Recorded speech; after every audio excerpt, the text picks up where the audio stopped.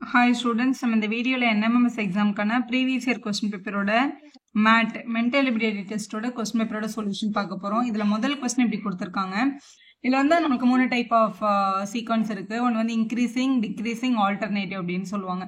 ஒன்று ஒரே மாதிரியான நம்பர்ஸ் ஆட் ஆயிட்டோ இல்லை மல்டிப்ளை ஆயிட்டோ போயிருந்தா அது இன்க்ரீசிங்னு சொல்லுவோம். மைனஸோ டிவிஷன்லேயே போனால் அது டிக்ரீசிங்னு சொல்லுவோம்.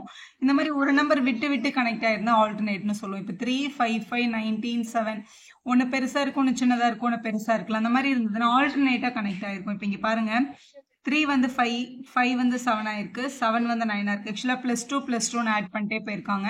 ஆனா இதை பேஸ் பண்ணி வர நம்பர் அவங்க கேட்கல. இந்த இன்னொரு சீரீஸ் தான் கேட்டிருக்காங்க. 5 வந்து 19 ஆயிருந்தது, 19 வந்து 41 ஆச்சுன்னா 41 வந்து என்ன நம்பர் ஆகும் அப்படின்றது உங்களோட கேள்வி. இப்போ 5 வந்து 19 ஆயிருக்குன்னா இப்போ இது கூட என்ன ஆட் பண்ணிருக்காங்கன்னா 14 ஆட் பண்ணிருக்காங்க. 19 வந்து 41 ஆயிருக்குன்னா அவங்க கூட ஒரு 22 ஆட் பண்ணிருக்காங்க. இப்போ 14க்கும் 22க்கும் வந்து 8 இன்க்ரீஸ் ஆயிருக்கு. அப்போ இங்கேயும் 22 கூட ஒரு 8 ஆட் பண்ணா 30 வரும். இந்த இடத்துல 30 தான் ஆட் பண்ணி இங்க போயிருக்கும். அப்போ 41 கூட 30 ஆட் பண்ணா 71 வரும். 71 தான் இந்த இடத்துல வர வேண்டிய சரியான நம்பர். அது உங்களோட முதல் ஆப்ஷன்ல இருக்கு பாருங்க. இந்த நம்பர் பாருங்க பெரிய நம்பர்ல இருந்து அப்படியே குறைஞ்சிட்டே வந்திருக்கு. அப்ப இது வந்து ஒரு டிக்ரீசிங் சீக்வன்ஸ் போது ஒன்று சப்ட்ராக்ஷன்ல இல்லை டிவிஷன்லயே இருக்கும். இது வந்து சப்ட்ராக்ஷன்ல இருக்கு. இப்போ இங்க பாருங்க ஃபர்ஸ்ட் 125 வந்து 80 ஆயிருக்கு அப்படின்னும் போது இங்க -45 பண்ணியிருக்காங்க. நெக்ஸ்ட் வந்து 80 வந்து 45 மாறி இருக்கு. அப்போ -35 ஆயிருக்கு. 45 வந்து 20 ஆகும்போது -25 பண்ணியிருக்காங்க. ஸோ 45, 35, 25 அடுத்து 15 மைனஸ் பண்ணியிருக்காங்க பாருங்க. 20ல 15 மைனஸ் பண்ணா 5 வந்திருக்கும். ஸோ அடுத்து நம்ம மைனஸ் பண்ண போற நம்பர் வந்து -5 இருக்கும். ஏன்னா 5 மட்டும் தான் இங்க வந்துட்டே இருக்கு. 5ல இருந்து 5 மைனஸ் பண்ணும்போது 0 கிடைக்கும். அதுதான் நம்மளோட சரியான ஆப்ஷன். நம்மளோட செகண்ட் ஆப்ஷன்ல இருக்கு பாருங்க. அதான் நம்ம செலக்ட் பண்ணணும்.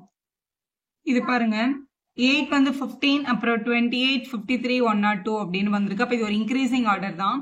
ஆனா ஒரே நம்பரால அடிஷனோ இல்ல ஒரே நம்பரால மல்டிபிளிகேஷனோ நடக்கல. அப்ப என்ன பண்ணிருக்காங்க அப்படின்னா இப்ப முதல் நம்பர் 8 இருக்கு, 8 கூட ஒரு 2 மல்டிபிள் பண்ணிருக்காங்க, 16 வந்திருக்கணும்.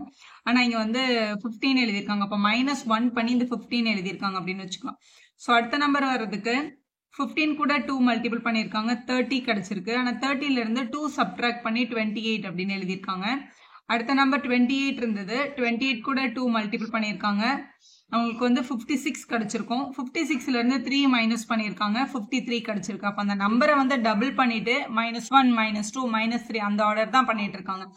ஸோ அதே மாதிரி இப்போ 53 இருக்கு, 53 மல்டிபிள் பை 2 பண்ணியிருந்தாங்கன்னா 106 வந்திருக்கும். 106ல 4 மைனஸ் பண்ணியிருக்காங்க, 102 கிடைச்சிருக்கு. ஸோ 1, 2, 3, 4 அடுத்த நம்பர் டெஃபினட்டா 5 தான் அவங்க மைனஸ் பண்ணியிருக்கணும். அதுக்கு முன்னாடி என்ன பண்ணியிருப்பாங்கன்னா 102 வந்து டபுள் ஆக்கியிருப்பாங்க. ஸோ 102 × 2 பண்ணும்போது 204ன்னு கிடைச்சிருக்கும் உங்களுக்கு. 204ல 5 மைனஸ் பண்ணியிருப்பாங்க. இப்படி மைனஸ் பண்ணும்போது 199 கிடைச்சிருக்கும். அதுதான் நம்மளோட சரியான ஆப்ஷன். அது செகண்ட் ஆப்ஷன்ல இருக்கு பாருங்க. இப்போ கொஸ்டின் நம்பர் 4 பார்க்கலாம். கொஸ்டின் நம்பர்ல வந்து 2, 2, 3, 4, 5, 6 அப்படின்னு வந்திருக்கு. இது ஒரு ஆல்டர்னேட் சீரீஸ். இங்க பாருங்க இப்போ 2 வந்து 3ன்னு எழுதியிருக்காங்க, அப்புறம் 5, 7, 11 அப்படின்னு கிடைச்சிருக்கு. அப்போ 2, 3, 5, 7 இது வந்து எந்த அடிஷன்லயுமே இல்லை. அப்படி பார்த்தா இங்க 0 ஆட் ஆயிருக்கு, இங்க 2, இங்க 2 இப்படி சொல்லவே முடியாது இல்லையா? அப்ப இந்த 2, 3, 5, 7, 11லாம் என்ன நம்பர் அப்படின்னு கேட்டீங்கன்னா இவங்க எல்லாமே வந்து பிரைம் நம்பர்ஸ், தமிழ்ல வந்து பகா எண்கள் அப்படின்னு நம்ம சொல்லுவோம். அப்ப 11க்கு அப்புறமா வரப்போற பிரைம் நம்பர் தான் உங்களோட கொஸ்டின். அப்ப 13 தான் உங்களோட மிஸ்ஸிங் பிளேஸ்ல வர வேண்டிய நம்பர். இதுல வந்து ஈவன் நம்பர் எழுதியிருக்காங்க, 2, 4, 6, 8 அப்படின்னு எழுதியிருக்காங்க. இது ஈவன் நம்பர்.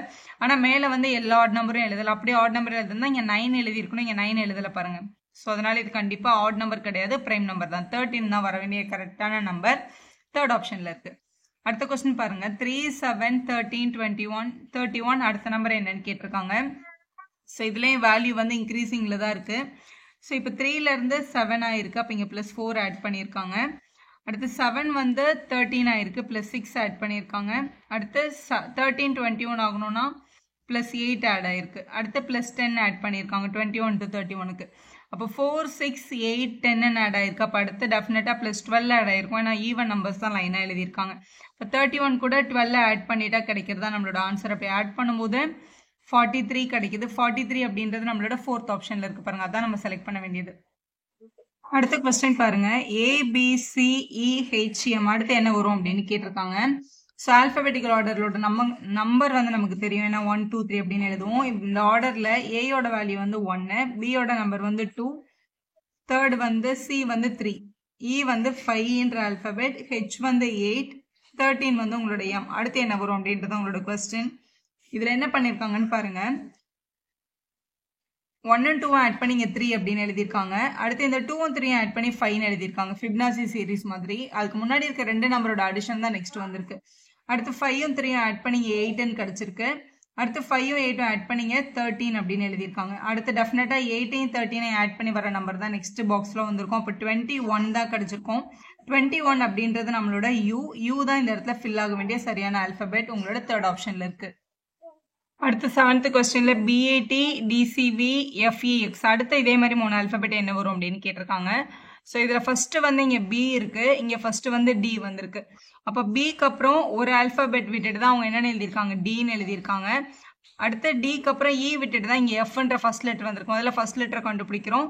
ஸோ இ விட்டுட்டு எஃப் வந்திருக்கு. அடுத்து கண்டிப்பா ஜியை விட்டுட்டு இங்க ஃபர்ஸ்ட் ஹெச் தான் வந்திருக்கும், அதை இங்க எழுதிக்கலாம். அப்படி பார்த்தா எல்லா ஆன்சருமே ஹெச்ல தான் ஸ்டார்ட் ஆயிருக்கு. ஸோ செகண்ட் ஆல்பபெட் பார்க்கலாம். இங்க வந்து ஏ இருக்கு, இங்க வந்து சி வந்திருக்கு. அப்ப பியை விட்டுட்டாங்க.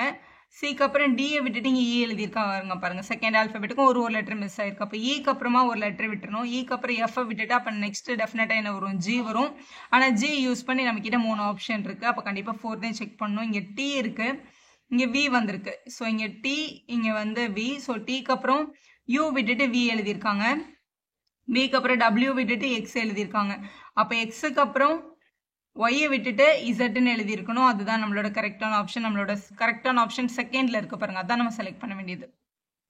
அடுத்து பாருங்க 12 9 5 0 நெக்ஸ்ட் என்ன வரும்னு கேட்குறாங்க. டிக்ரீஸ் ஆகிட்டே போயிருக்கு, டிக்ரீசிங் சீக்வன்ஸ் இது. ஸோ 12ல இருந்து 9 வரணும்னா -3 பண்ணியிருக்காங்க. 9ல இருந்து 5 வரணும்னா -4 பண்ணியிருக்காங்க. 5 0 ஆகணும்னா -5 ஆயிருக்கு. அப்போ 0ல இருந்து டெஃபினட்டா -6 பண்ணியிருக்கணும். அப்போ 0 -6 நமக்கு -6 தான் நம்மளோட ஆன்சர் கிடைக்கும். -6ன்றது நம்மளோட தேர்ட் ஆப்ஷன்ல இருக்கு பாருங்க, அதான் நம்ம செலக்ட் பண்ணணும். ஸோ நெக்ஸ்ட் கொடுத்துருக்க கொஸ்டின் பாருங்க. C4XF9U இந்த மாதிரி இருக்கு கொஸ்டின். ஸோ அடுத்து வர வேண்டிய இதே மாதிரியான டேர்ம் நம்ம கண்டுபிடிக்கணும். இப்போ நம்பர் வந்து கண்டுபிடிக்கிறது ரொம்ப ஈஸி. ஏன்னா இங்க ஃபர்ஸ்ட் வந்து இங்க 4 இருக்கு, இங்க 9 இருக்கு, இங்க 16 இருக்கு. 4ன்றது வந்து 2ஓட ஸ்கொயர், 9 வந்து 3ஓட ஸ்கொயர், 16 வந்து 4ஓட ஸ்கொயர். அப்போ டெஃபினட்டா இங்க வந்து 5ஓட ஸ்கொயர் 25 தான் வந்திருக்கும். அப்போ சென்டர்ல 25 இருக்காதான் நம்மளோட ஆப்ஷன். அப்படி பார்த்தா 3 ஆப்ஷன் கரெக்டா இருக்கு. ஸோ அதை வச்சு நம்ம சொல்ல முடியாது. ஸோ ஆல்பபெட் பார்க்கலாம். இங்க முதல்ல சி இருக்கு, சிக்கு அப்புறம் டிஇ 2 ஆல்பபெட் விட்டுட்டு எஃப் எழுதியிருக்காங்க. எஃப்க்கு அப்புறம் ஜி ஹெச் விட்டுட்டு ஐ எழுதியிருக்காங்க. அப்போ ஐக்கு அப்புறம் ஜே கே விட்டுட்டு இங்கே டெஃபினட்டா என்ன எழுதியிருக்கணும், எல் எழுதியிருக்கணும். ஸோ எல்லும் 25 வரணும். ஸோ எல்லும் 25 வர மாதிரி 2 ஆப்ஷன் இருக்கு. அப்போ கடைசி ஆல்பபெட்டையும் நம்ம என்ன பண்ணணும், டெஃபினட்டா கண்டுபிடிக்கணும்.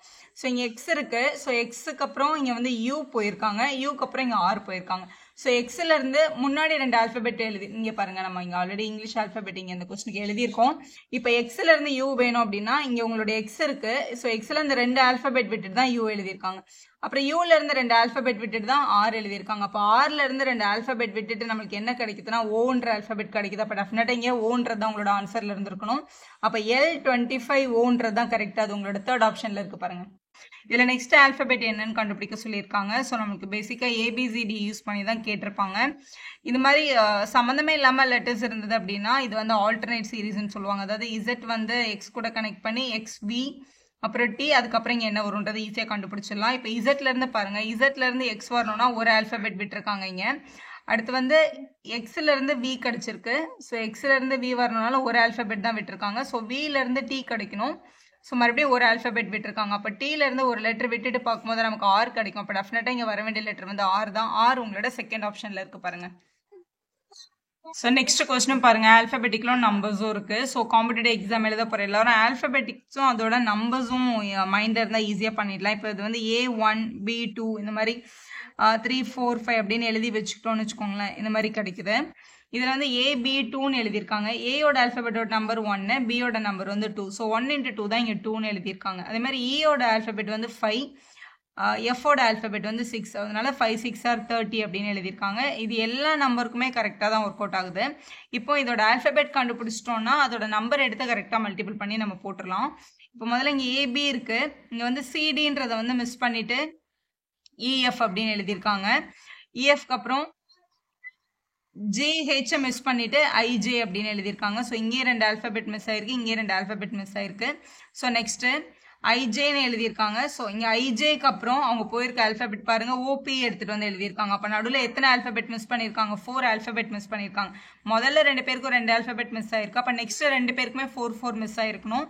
ஸோ அடுத்து ஐஜேக்கு அப்புறம் 4 ஆல்ஃபபெட்டுக்கு அப்புறம் ஓபி வந்துச்சு. அப்போ ஓபிக்கு அப்புறம் 4 ஆல்ஃபபெட்ஸ் விட்டுணும். அப்போ இந்த 4 ஆல்ஃபபெட்ஸ் விட்டுட்டு தான் அவங்க எழுதியிருப்பாங்க. அப்போ டெஃபினட்டாக அவங்க எழுதியிருக்க ஆல்ஃபபெட் வந்து யூவியாக தான் இருந்திருக்கணும்.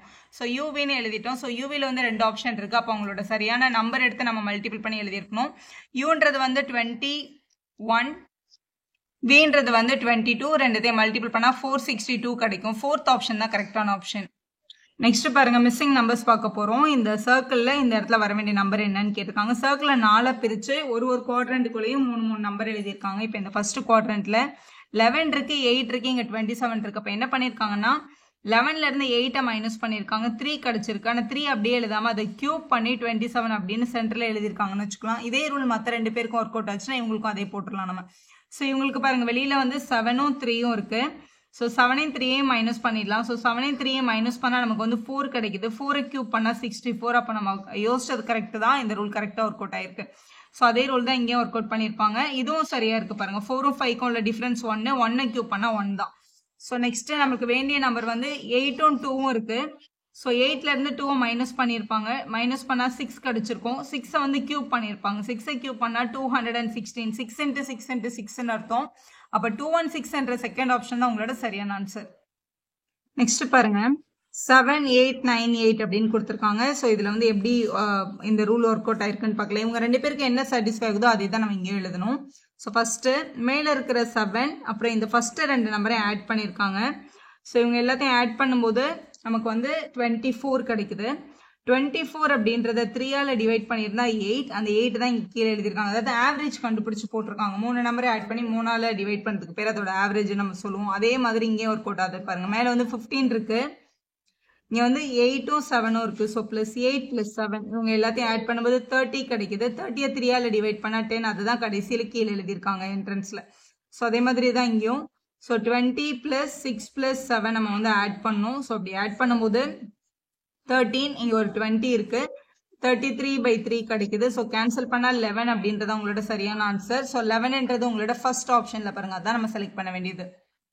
அடுத்த கொஸ்டின் பாருங்க, இதுல வந்து மிஸ்ஸிங் நம்பர் இங்க இருக்கு. இவங்க 2 பேருக்கு என்ன ஒர்க் அவுட் ஆகுதோ அதே தான் நம்ம இங்க பண்ணணும். ஸோ இங்க ஃபர்ஸ்ட் கீழே வந்து 7, 8 இருக்கு. ஸோ 7ஐயும் 8ஐயும் மல்டிபிள் பண்ணா நமக்கு வந்து 56 கிடைக்கும். மைனஸ் 5 2s பண்ணியிருக்காங்க. ஸோ 10 2 பேரையும் ஆட் பண்ணும்போது 2 பேரையும் மைனஸ் பண்ணும்போது 46 கிடைச்சிருக்கு. அதுதான் இங்க மேலே எழுதியிருக்காங்க. ஸோ அதே ரூல் எங்கேயும் ஒர்க் அவுட் ஆகுதான்னு பார்க்கலாம். ஸோ ஃபர்ஸ்ட் இந்த பாட்டம் நம்பர் வந்து மல்டிபிள் ஆயிருக்கு. 4 5s 20 மைனஸ் 6 6 36. ஸோ 2 பேரையும் மைனஸ் பண்ணா 16. பிக் நம்பருக்கு மைனஸ் இருக்கிறதுனால -16 எழுதணும். அப்படிதான் இங்க எழுதியிருக்காங்க. ஸோ முதல்ல இப்போ இந்த பாட்டம் நம்பரை தான் மல்டிபிள் பண்ணியிருக்கணும். அப்போ 6 4s 24 மைனஸ் போட்டு 8 3s 24 தான். இப்போ 24ல 24 மைனஸ் பண்ணா ஆன்சர் 0 கிடைக்குது. 0ன்றது நம்மளோட செகண்ட் ஆப்ஷன்ல இருக்கு பாருங்க, அதான் நம்ம செலக்ட் பண்ண வேண்டியது.